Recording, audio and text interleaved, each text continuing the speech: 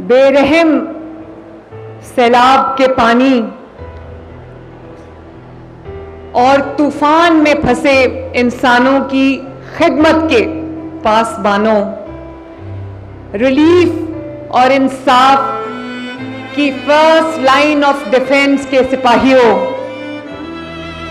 हकदारों की और तकलीफ में मुब्तला इंसानियत की दुआ और उम्मीद बनने वालों, आप बहुत खुशकिस्मत हो।